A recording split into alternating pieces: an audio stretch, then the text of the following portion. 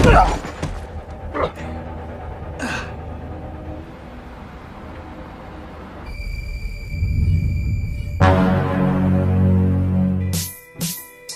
guys, selamat datang kembali. Buat kalian yang baru bergabung, Mimin sarankan untuk subscribe terlebih dahulu. Oke?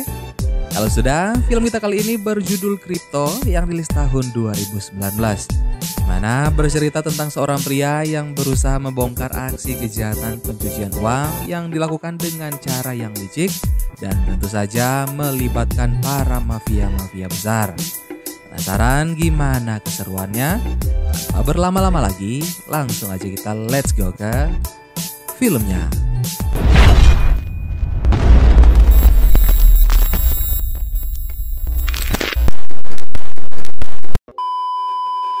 Film diawali dengan memperlihatkan pertemuan seorang pria bernama Martin dengan beberapa pria lain yang akan menyerahkan ayahnya yang disekap untuk ditukar dengan sebuah USB. Dan film Crypto pun dimulai. Where's my dad? No, let him go. Scene berpindah ke 1 minggu sebelumnya. Martin yang merupakan karyawan bagian AML anti money laundering atau anti pencucian uang Omnibank New York dipanggil menghadap CEO yang bernama Bernard untuk menjelaskan temuannya pada Equivo Corp, perusahaan multinasional dengan pendapatan lebih dari 7 miliar dolar yang aset utamanya berupa real estate, grup hotel, dan juga logistik. Baru-baru ini Equivo Corp mengakuisisi perusahaan startup bernama Crash yang mengembangkan algoritma software sewa jangka pendek. Martin menemukan Equivo Corp potensial menyalahi aturan AML berdasarkan data-data yang ia kumpulkan. Namun bukannya senang, Bernard justru marah pada temuan ini dan langsung memecat Martin. Martin memang pria cerdas. Semasa kuliah, ia tergabung dalam Pi Beta Kappa, yaitu suatu perkumpulan kehormatan akademik paling bergengsi di Amerika Serikat dengan syarat bergabung yang sangat ketat. Setelah lulus, Martin juga dibanjiri tawaran pekerjaan oleh perusahaan bergengsi mulai dari Wall Street, UBS, Goldman, Merrill, dan juga BlackRock. Tapi Martin menjatuhkan pilihan untuk bekerja di Omnibank bagian AML. Kekurangan Martin, ia mengidap autisme. Robin, atasan langsung dari Martin di AML, berusaha membujuk Bernard untuk mempertahankan Martin hingga akhirnya Martin tidak jadi dipecat, melainkan dimutasi ke cabang lokal di Elba, kota kelahiran Martin. Kebetulan karyawan AML di sana mengambil pensiun dini karena alasan kesehatan, sehingga Robin mengajukan agar Martin dipindahkan ke sana dan tidak akan sulit baginya untuk beradaptasi di daerah itu. Robin berpesan sebuah kalimat pada Martin, yaitu less is more atau kurang adalah lebih, dan berkata jangan menemuinya lagi. Singkat cerita, Martin pun kini sudah sampai di Elba dan ia segera memesan sebuah kamar di hotel lalu ke minimarket milik teman masa kecilnya yang bernama Earl. Bisnis yang dijalankan Earl tidak begitu berhasil, tapi Earl terbantu banyak dengan Bitcoin, yaitu salah satu jenis investasi kripto mata uang elektronik yang hanya beredar di internet tanpa perantara dari pihak ketiga. Earl meminta Martin tidak perlu membayar bir dari tokonya, tapi tetap saja Martin meninggalkan beberapa lembar uang kertas di meja kasir. Beralih ke Sungai Niagara, tampak 2 orang pria sedang memuat beberapa frame atau bingkai ke dalam sebuah mobil van berwarna putih, seperti yang terlihat di awal film. Pada keesokan harinya, Martin pun memulai hari kerja pertama di Elba. Martin disambut dengan hangat, tapi ia menanggapi dengan dingin. Saat jam istirahat, Martin tidak sengaja bertemu dengan Caleb, saudara kandung Martin. Hari itu merupakan hari pertama mereka bertemu kembali setelah 10 tahun sejak ibu mereka meninggal. Caleb terlihat sangat lusuh berbanding terbalik dengan Martin yang berpakaian sangat bersih dan juga rapi. Martin menanyakan kabar ayah mereka. Caleb mengabaikan dan segera pergi dari sana.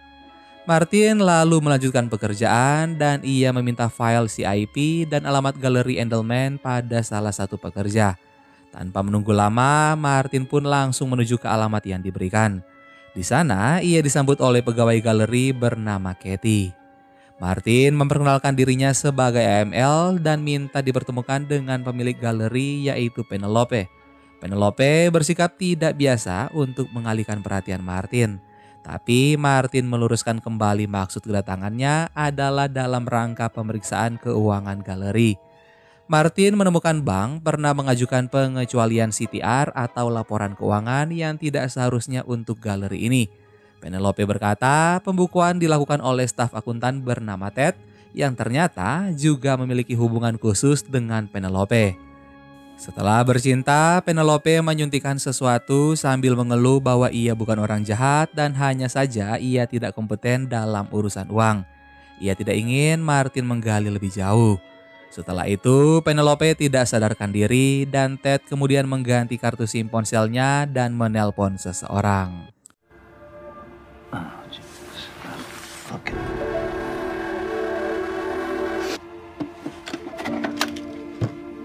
Besoknya, Martin iseng-iseng melihat berkas milik Earl. Ia terkejut melihat isi tabungan Earl tertulis sebesar $82.000 lebih yang diduga dihasilkan dari kripto. Martin mencari tahu lebih lanjut apakah ada kemungkinan permainan kripto ini di Omnibank. Namun ia terkendala password.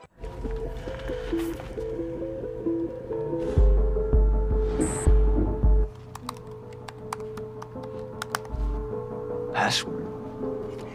Martin juga menanyakan kontak serta alamat Janice, petugas AML yang ia gantikan, namun sejak kemarin ia belum mendapatkan informasi apapun tentang Janice. Martin mengambil dus berkas dan mencari catatan keuangan ayahnya. Tertera tabungan sebesar $0 dan hutang dengan jumlah yang besar. Lahan pertanian milik ayahnya terancam akan disita. Martin pun tampak terpukul dan ia segera menuju ke alamat sang ayah. Pertemuan keduanya agak canggung.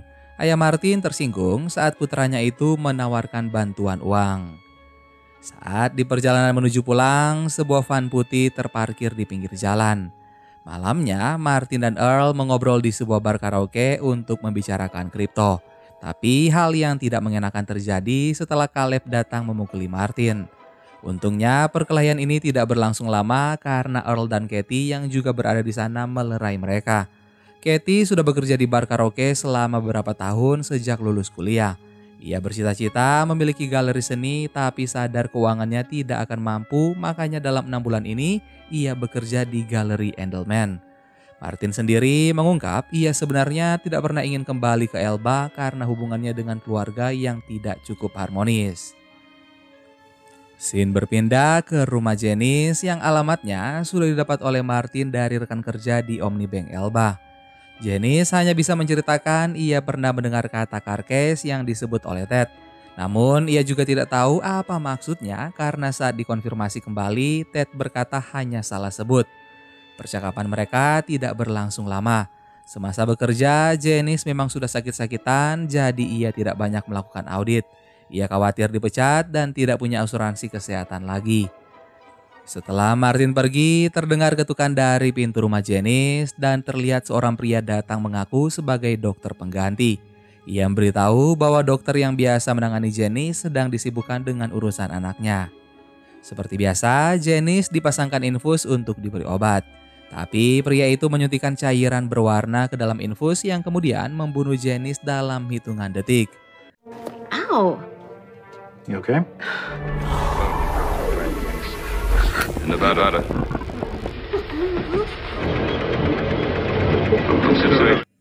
Scene kemudian berpindah di kantor di mana terlihat Martin yang mencoba mengakses data Endelman Gallery menggunakan username Robin dan password dari hasil retasan Earl. Tapi aksesnya butuh autentikasi berlapis dan di saat yang sama Robin menelpon via FaceTime. Robin mengabarkan mereka berdua termasuk dalam daftar nama yang akan menjalani audit internal Omnibank minggu depan terkait peretasan atau kejahatan cyber. Tidak lama setelahnya, sebuah pesan masuk dari Katie yang mengajak Martin untuk makan siang bersama. Saat mereka makan siang bersama, Martin menceritakan segala keluh kesah pada Katie, termasuk kecurigaan tentang galeri Endelman karena ketika Janice masih bekerja, Ted pernah datang ke Omnibank Elba melengkapi berkas dokumen kepatuhan awal dan ia kebingungan tentang pemilik galeri sebelum akhirnya mencantumkan nama Penelope. Dari cerita ini, Martin menyimpulkan secara teknis mungkin Penelope bukan pemilik yang sebenarnya. Di tengah obrolan, Earl datang mengganggu mereka. Berhubung jam istirahat Katie hampir habis, Katie pergi lebih dulu. Terlihat juga pria yang baru saja menghabisi Janice sedang memantau Martin di sana. Earl membawa Martin ke markasnya untuk melanjutkan pembobolan database. Terlihat investasi kuartal terakhir Omnibank dalam mata uang kripto dalam jumlah yang sangat besar, yaitu 10 juta dolar lebih dengan perantara Merkle Trading yang menggunakan jaringan Tor, The Onion Router yang melindungi data pengguna. Martin menduga Omnibank membeli Bitcoin over the counter atau transaksi di luar bursa saham untuk menghindari penurunan harga pasar. Transaksi ini dinilai tidak efisien karena mengurangi transparansi pasar dan bisa merugikan investor. Dari hasil pelacakan IP diketahui semua transaksi dilakukan dengan satu lokasi IP yang sama, yaitu toko pancing car case yang terletak di Kanada. Martin sangat terkejut mendengar kata car case, namun mereka harus terjeda saat lonceng toko Earl terus berbunyi. Ternyata yang datang adalah si pembunuh Janice dan ia menuliskan kata Kriska dan meminta Earl mencari tahu tentang itu. Ia juga berkata Earl tidak perlu mengabarkan ketika sudah berhasil mendapatkan Kriska karena ia akan selalu membuntuti Earl. Earl tidak menganggapnya serius dan kembali ke dalam. Beberapa saat kemudian Martin mendapat telepon dari Ted yang meminta bertemu besok pagi. Scene berpindah ke kantor Ted di mana Martin berniat mengajukan beberapa pertanyaan tapi Ted menyuruhnya mencari tahu sendiri dari tumpukan berkas yang sudah ia siapkan. Martin sendiri sebenarnya sudah tidak terlalu tertarik dengan laporan keuangan galeri Endelman. Ia menanyakan tentang car case yang kemudian membuat Ted gugup dan juga bingung. Ted berkata ia tidak pernah menyebutkan hal itu pada Janice dan bertanya pada Janice saja untuk memastikan. Sebelum Martin meninggalkan ruangan, Ted meluapkan sumpah serapannya pada Martin. Hal ini malah membuat Martin semakin bersemangat mencari celah kesalahan Endelman Gallery. Ted pun tidak kehabisan ide. Ia mulai mengungkit tentang ayam Martin dan berkata kliennya menawar lahan pertanian ayam Martin sebesar 7 digit. Martin pun terlihat mulai goyah. Ia berusaha membujuk sang ayah menerima tawaran itu demi hidup yang lebih baik. Tapi ayahnya menolak. Berujung akhirnya pada perdebatan keduanya tentang masalah di masa lalu. Ayah Martin menganggap Martin meninggalkan dirinya dan Caleb, sementara Martin merasa saat ibunya terbaring sakit, sang ayah tidak pernah menemani malah bersenang-senang di bar karaoke. Martin merasa sangat kesal mengingat hal ini. Ia pun mencari penghiburan dengan berbagi kisah bersama Katie. Dan ternyata keduanya punya nasib yang serupa. Pada keesokan harinya, saat Martin pergi ke kantor, tersiar kabar kematian Janice yang dinyatakan bunuh diri. Semua pegawai menatap ke arahnya karena orang terakhir yang ditemui Janice adalah Martin. Martin pun masuk ke ruangannya dan ia dikejutkan lagi dengan kedatangan Earl yang terlihat sangat panik. Earl memperlihatkan rekaman layar saat ia mencoba mengawasi aktivitas digital pada alamat IP Carcase. Dan tampak akun Carcase mengirimkan rubel atau mata uang Rusia ke 4 akun Bitcoin yang berbeda setelah mendapat perintah dalam bahasa Rusia. Tapi akun yang mengirim berbeda dengan yang dikirim. Mereka juga menggunakan tumbler kripto untuk mengaburkan identitas dan menempatkan aset di Kepulauan Cayman, negara yang berbebas pajak. Semua akun yang bertransaksi lagi-lagi berasal dari IP yang sama, yaitu toko pancing Carcase. Hal ini jelas mengindikasikan bisnis pencucian uang. Earl juga iseng mencari tahu tentang Kraiska yang ternyata merupakan nama geng mafia Rusia yang sangat kejam. Mereka tidak menduga masalah ini semakin dikulik, semakin meluas dan semakin berbahaya. Earl tidak mau terlibat lebih jauh. Martin kemudian mendapat telepon dari Endelman yang ia kira Katie, namun setelah tiba di sana ia hanya mendapati Penelope yang acak-acakan dan terlihat ketakutan. Dengan suara yang bergetar, Penelope meracau lalu menyerahkan sebuah buku yang di dalamnya terdapat tulisan LT88 Petersburg. Martin pun langsung mencari tahu dan menemukan LT88 Petersburg adalah nama kapal yang digunakan untuk mengangkut lukisan ke galeri Endelman dan terdaftar di bawah kepemilikan toko pancing Carcase. Jika semua fakta ini dihubungkan, maka diduga para mafia Kraiska Rusia melakukan pencucian uang berkedok galeri seni melalui Omnibank yang kemudian ditransaksikan dalam kripto dan disimpan di Kepulauan Cayman untuk menghindari pajak. Martin langsung melapor pada Robin. Robin meminta Martin mengirimkan semua bukti temuan dan segera mengemas barang-barang untuk kembali ke kantor utama Omnibank, sementara Robin akan mengatur kontrol internal. Sebelum kembali ke kota, Martin ingin memperbaiki hubungan dengan keluarga. Ia turun langsung membantu Caleb dan ayah mereka.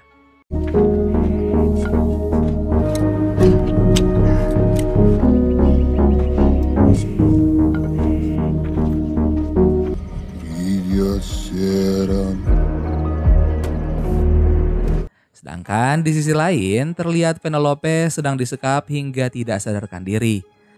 Perlahan juga hubungan Martin dan ayahnya dan juga saudaranya Caleb mulai membaik. Martin dan Caleb bahkan sarapan bersama di sebuah kedai setelah semalaman memanen kentang. Di sana Caleb menceritakan kalau ia pernah terbaring sakit di rumah sakit Jerman selama 3 bulan dan tidak melihat sedikit pun kekhawatiran dari Martin. Pada saat itu, Martin terlalu kalut atas kematian sang ibu hingga rasanya ia tidak ingin kembali lagi ke Elba juga ke keluarga. Obrolan keduanya kini terus mengalir dan mereka tertawa bersama tanpa menyadari ada seseorang yang mengawasi dari luar. Tidak lama berselang, berita di TV menayangkan tragedi kebakaran yang menimpa toko Earl dan Earl dinyatakan tewas di tempat karena terjebak dalam kobaran api. Penelope juga diberitakan tewas karena overdosis. Martin akhirnya tersadar kalau kematian beruntun Janice, Earl dan juga Penelope pasti bukan suatu kebetulan. Martin merasa lemas dan ia pun pulang ke hotel dan mendapati pintu kamarnya dirusak.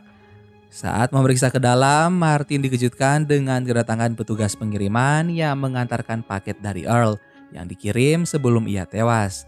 Earl menyelipkan sebuah USB di balik tutup botol vodka yang berisi video rekaman Earl yang menyatakan jika Martin melihat video tersebut maka artinya ia sudah tewas. Earl juga menunjukkan kertas yang berisi tulisan yang merupakan kunci akun dompet digital Earl. Earl memuat sebuah folder yang sangat mengejutkan dan ternyata selama ini Robin bekerja sama dengan Ted. Martin akan terbunuh tadi malam jika ia tidak membantu ayahnya dan Caleb karena Robin memberitahukan di mana Martin menginap pada Ted. Martin juga mendapati peluru di lantai dan bekas tembakan pada bantal hotel. Telepon hotel pun berdering. Caleb meminta Martin segera ke rumah. Rupanya ayah mereka diculik. Para pelaku meninggalkan secarik tisu bertulis alamat dan potongan lidah penuh darah. Martin diminta menemui mereka jam 3 sore, sementara sekarang sudah jam 2:37 sore. Martin pergi sendirian ke lokasi yang ditentukan. Seperti yang terlihat di scene awal, ayah Martin berjalan tertatih dengan lengan patah menuju mobil truk yang dibawa oleh Martin. Martin mengungkap saudaranya Caleb memiliki salinan semua file pencucian uang yang akan disebarkan jika Martin dan ayahnya tidak pulang dalam keadaan selamat. Ted menantangnya untuk menelpon Caleb dan seketika Caleb yang merupakan mantan anggota militer muncul dari mobil truk dengan senjata laras panjang. Ted mengajukan penawaran namun terlambat. Tim FBI datang mengepung mereka dan salah satunya adalah Katie. Ia adalah anggota FBI yang menyamar sebagai pekerja galeri Endelman. FBI! You got a busted arm. Where's Caleb?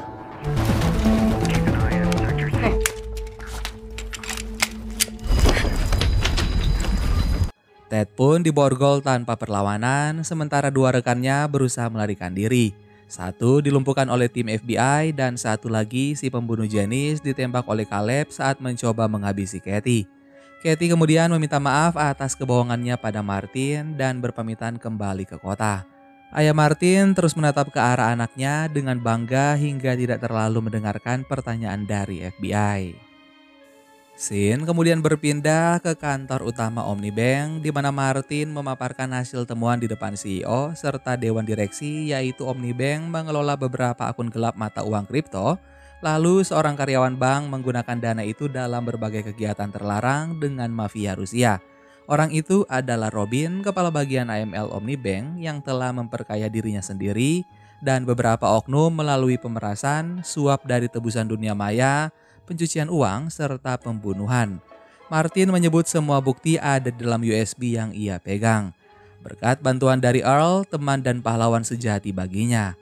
Martin pun keluar dari ruangan dan ia bertemu Robin dan menyebut bahwa ia tetap pada jalur sesuai arahan Robin. Setelah Martin berlalu, anggota FBI datang melakukan penangkapan terhadap Robin. Di akhir film, terlihat Martin kini sudah tidak lagi bekerja di Omnibank. Ia berkutat di depan monitor asik dengan transaksi kripto. Martin kini tinggal bersama Caleb dan ayah mereka. Kehidupan keluarga ini telah akur dan rukun seperti seharusnya. Dan film kripto pun selesai. Gimana guys film kita kali ini? Silahkan kalian komen di bawah. Terima kasih banyak buat kalian yang sudah nonton video ini sampai akhir. Sampai ketemu lagi di film-film seru selanjutnya. Dan berpegang pada kebenaran berarti bersedia untuk berusaha mencari kebenaran sejati. Dadah!